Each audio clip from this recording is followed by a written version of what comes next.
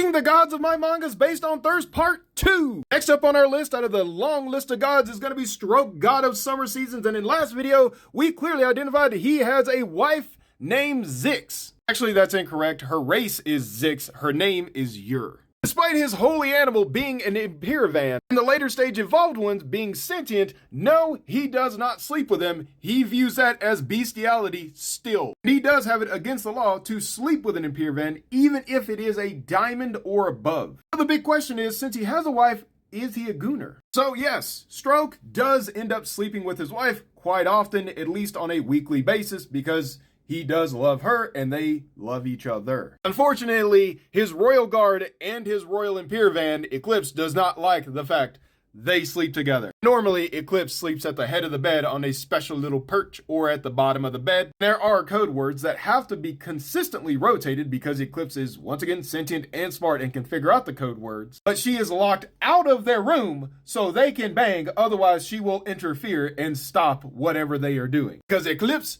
does not like his wife. Because Eclipse, in a non-sexual way, believes she is the only one worthy of being by his side, and she is not good enough. So very standard cat owner behavior, if you know what I mean. But you know what is very strange about this behavior? Because Ur knows that he is a god and that he must produce an heir in order to stay ahead of the game like the other gods are trying to do. She does authorize concubines for him. And Eclipse doesn't seem to mind the concubines. But since Stroke is a forest elf, the only women he sleeps with are forest elves, which creates a very unique situation if you know anything about forest elves, because they can only go into heat twice a year during the seasonal changes. Which means for only 2 times during the year is this man actually really beating the rug, if you know what I mean. For the seasonal times that he is in heat with the other forest elves, he is usually doing it at least 5 times a day with 5 different women. They are the same women for each season.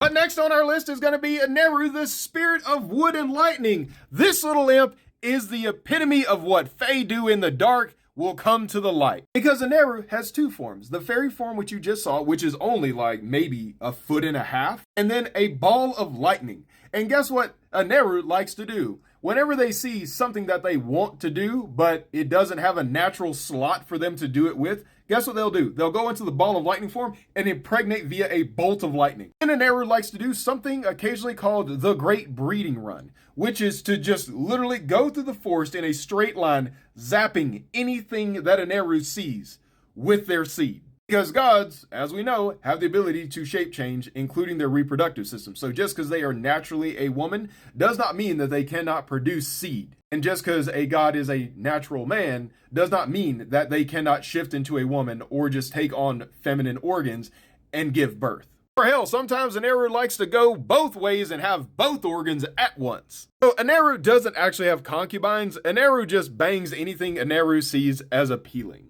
He's a frisky little fritter. And in our third video, we'll talk about our boy Igni. This man not only adopted 12 ancient red dragon eggs and raised them as his own, but this man is such a beast, he goes and bangs other gods' priestesses. Consensually, of course. That's important. All this lore comes from the world where my mangas The Devil's Deal and Night of Slaughter take place in. And as you can see, we're running out of stock, so grab them while you can.